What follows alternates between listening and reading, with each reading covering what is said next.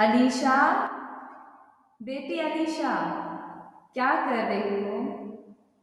जल्दी से तैयार हो जाओ, तुम्हें लड़के वाले देखने आ रहे हैं। ये लो, पाउडर, क्रीम, फाउंडेशन, लिपस्टिक। नहीं माँ, मुझे शादी वादी नहीं करनी है।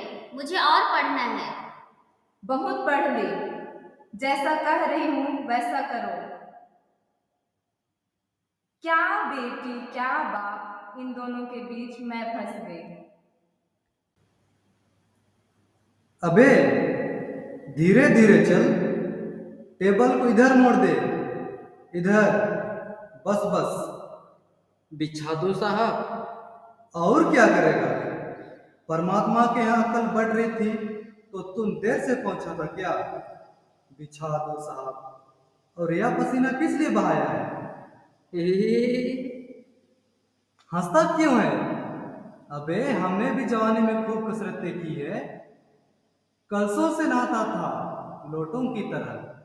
यह टेबल क्या चीज है? उसे सीधा कर। बस बस। और सुन, बहूजी से दरी मांग ला, इसके ऊपर बिछाने के लिए।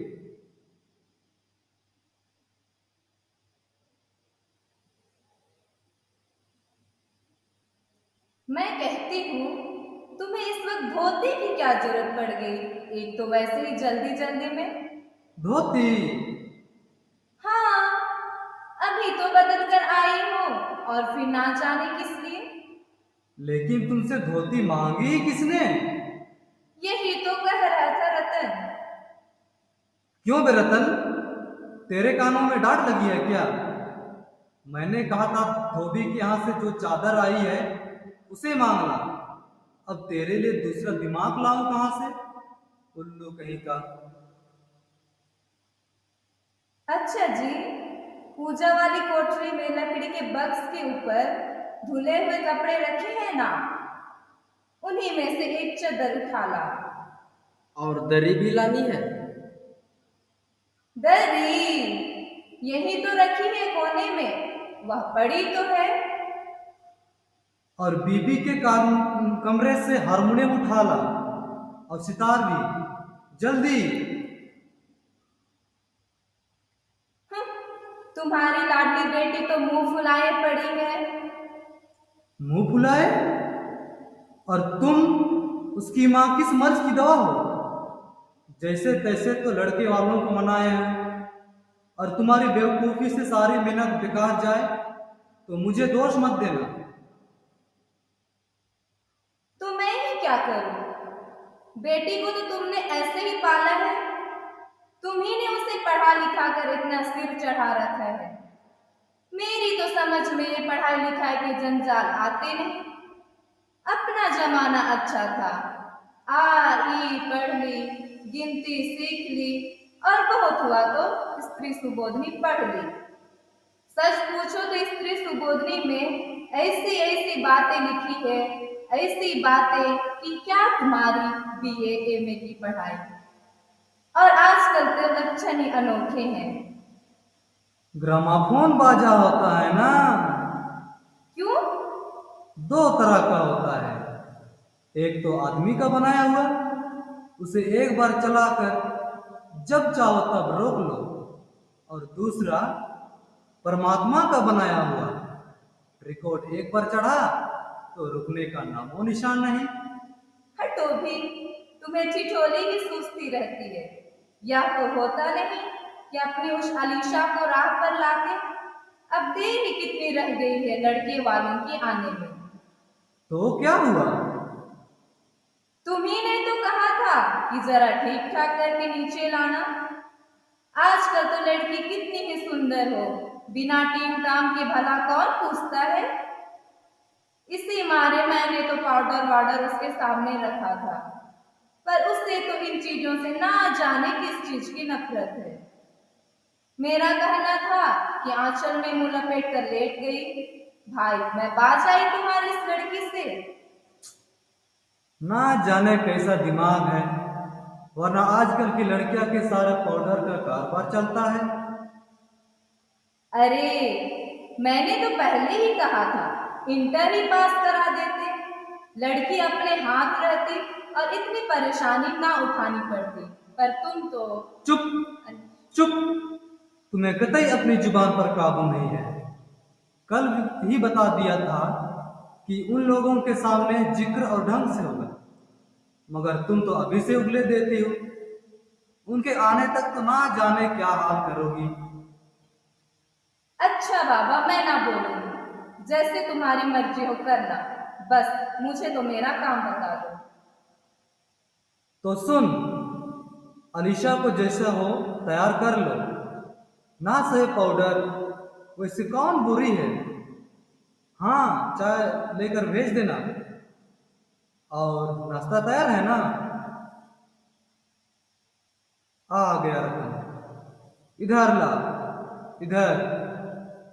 बाजा नीचे रख दे, चादर खोल, पकड़ तो जरा उधर से। नाश्ता तो तैयार है, मिठाई तो वे लोग ज्यादा खाएंगे नहीं, कुछ नमकीन चीजें बना दी है, फल रखे हैं, चाय तैयार है और टोस्ट भी। मगर हाँ, मक्खन मक्खन तो आया ही नहीं। क्या कहा? मक्खन नहीं आया? तुम्हें भी किस वक्त याद आई है? जानती हो कि मक्खन वाले की दुकान दूर है, पर तुम्हें तो कोई बात ठीक वक्त पर आती ही नहीं। अब बताओ, रतन मक्खन लाए या घर का काम करे? फादर के चपरासी से कहा था आने के लिए, सो वो भी नखरों के मारे। यहाँ का काम कौन जाता है, कमरा तो सब ठीक ठाक है ही, बाजा सितार आ ही गया, नाश्ता यहाँ बराबर वाले कमरे में ट्रे में रखा हुआ है, सो तुम्हें पकड़ा दूंगी। एक आध चीज तुम खुद ले आना, इतनी देर में रतन मक्खन ले ही आएगा, दो आदमी ही तो हैं। हाँ, एक तो बाबू गोपाल प्रसाद और दूसरा खुद लड़का। देखो, उम्मा से कह देना कि जरा करीने से आए। ये लोग जरा ऐसे ही हैं। गुस्सा तो मुझे बहुत आता है उनके दकियानुसी ख्यालों पर। खुद पढ़े लिखे हैं, वकील हैं, सभा सोसाइटियों में जाते हैं, मगर लड़की चाहते ऐसे हैं कि ज्यादा पढ़ी लिखी ना हो। और लड़का? बताया तो था, बाप शेर तो लड़का सवा शेर। बीएससी के बाद लखनऊ में तो पढ़ता है, मेडिकल कॉलेज में। कहता है कि शादी का सवाल दूसरा है, तालीम का दूसरा। क्या करूं, मजबूरी है। मतलब अपना है, वरना इन लड़कों और इनके बापों को ऐसे कोरी कोरी सुनाता कि ये। बाबूजी बाबूजी, क्या है? कोई आ रहे हैं। अरे ए प्रेमा, वे आ भी गए। अरे तू यहीं खड़ा है बेवकूफ, गया नहीं मक्खन लाने? सब चौपट कर दिया। अबे उधर से नहीं, अंदर के दरवाजे से जा। और तुम जल्दी करो प्रेमा, अलीशा को समझा देना, थोड़ा सा गा देगी। ये बाजा वह नीचे ही रख गया है कमीना। तुम जाओ, मैं रख देता हूं, जल्दी।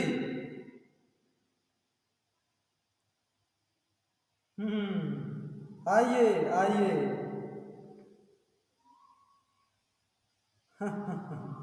यह तशरीफ इधर लाइए, इधर। यह बेन लाइए, मुझे दीजिए। घर ढूंढने में कोई तकलीफ तो नहीं हुई? अरे नहीं साहब, सागर मोदी जानता था। और फिर क्या, हमें तो लड़के की शादी करानी ही है, रास्ता मिलता कैसे नहीं। हाँ हाँ, यह तो आपकी बड़ी मेहरबानी है। अरे नहीं साहब, जैसा मेरा काम वैसा आपका काम। आखिर लड़के की शादी तो करानी ही है, बल्कि यूँ कहिए कि मैंने आपके लिए खासी परेशानी कर दी। अरे अरे, यह लीजिए। अब तो मुझे ही कांटों में घसीटने लगे। हम तो आपके ही सेवक हैं।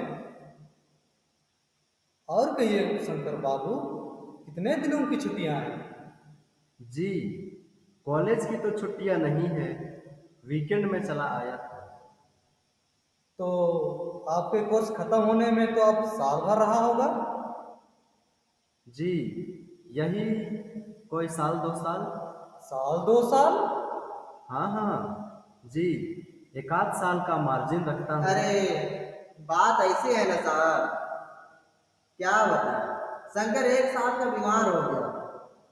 इन लोगों को इसी उम्र में सारी बीमारियां सताने लगती है। एक हमारा जमाना था कि स्कूल से आकर दर्जनों कचौड़ियां उड़ा जाते थे, मगर फिर जो खाना खाने बैठते तो वैसे की वैसे ही वो।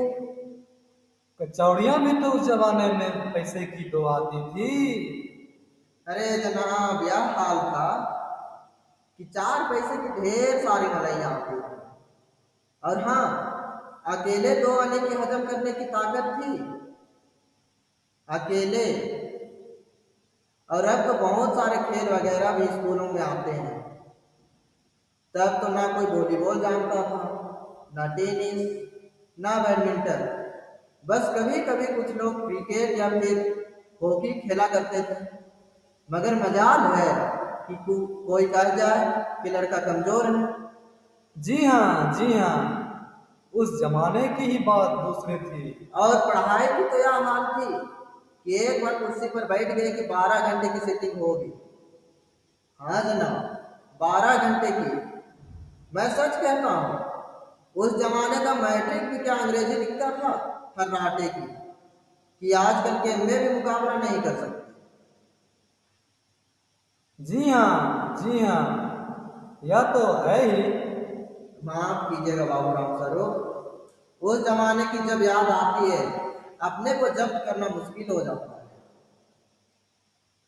हाँ, जी हाँ, वह तो रंगीन जमाना था, रंगीन जमाना। अच्छा, तो साहब फिर बिजनेस की बातचीत हो जाए। बिजनेस? बिजी? ओह, अच्छा अच्छा। लेकिन जरा नाश्ता तो कर लीजिए। यह सब आप क्या तकलीफ करते हैं साहब। हाँ हाँ, तकलीफ किस बात का? यह तो मेरी बड़ी मेहरबानी है कि आप यहाँ मेरी तशरीफ लाए, वरना मैं किस काबिल हूँ। माफ कीजिएगा जरा, अभी हाजिर हुआ। बाबूजी बाबूजी, इस बार मेरी शादी तो हो जाएगी ना? हम्म। हो जाएगी ना बाबूजी? अरे तुझे अपनी शादी की पड़ी है, जरा मुझे तो देखने दो, इनकी हैसियत क्या है।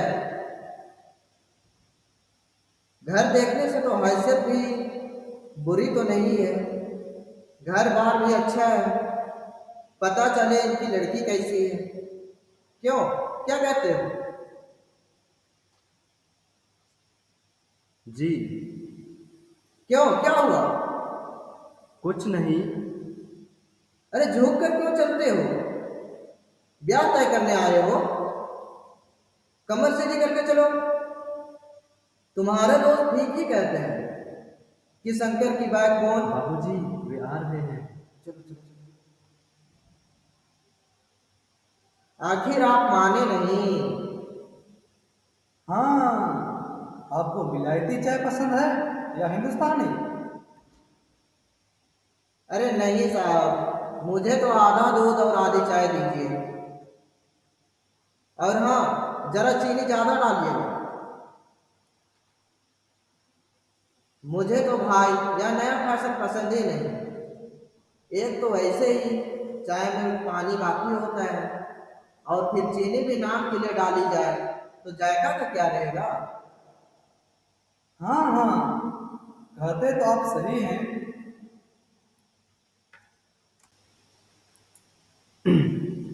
सुना है सरकार अब ज्यादा चीनी लेने वालों पर टैक्स लगाएगी। हम्म। सरकार जो चाहे सो कर ले, पर हाँ, अगर सरकार को आमदनी करनी है ना तो बस एक ही टैक्स लगाना चाहिए। वह क्या है? खूबसूरती पर टैक्स बाबू। जी हाँ, यह मजाक नहीं है साहब। यह एक ऐसा टैक्स है कि देने वाले चूं भी ना करेंगे। बस हाँ, शर्त एक ही रख दिया जाए कि हर औरत अपने खूबसूरती के हिसाब से अपने ऊपर टैक्स तय कर ले। फिर देखिए सरकार की रातों रात कैसे आमदनी बढ़ती है। वाह वाह वाह वाह, खूब सोचना। वाकई आज कल यह खूबसूरती का सवाल भी बेदार हो गया है। हम लोगों के जमाने में तो यह कभी उठता ही ना था। लीजिए। कभी नहीं साहब, कभी नहीं।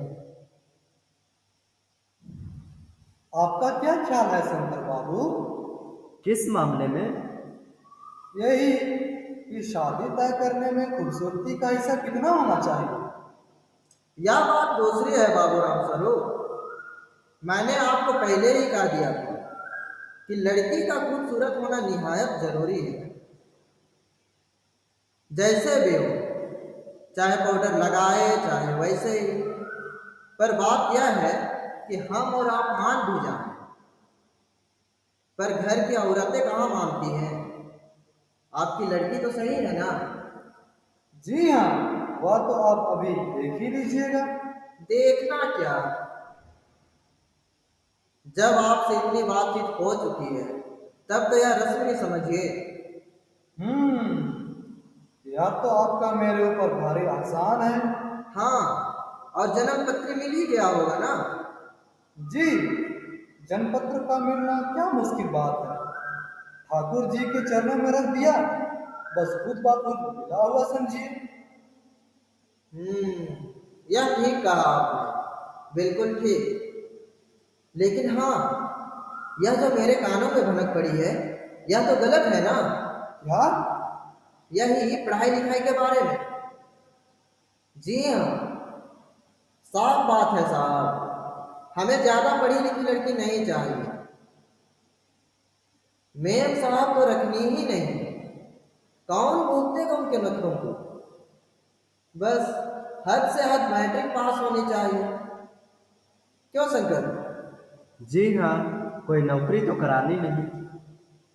नौकरी का तो कोई सवाल ही नहीं उठता।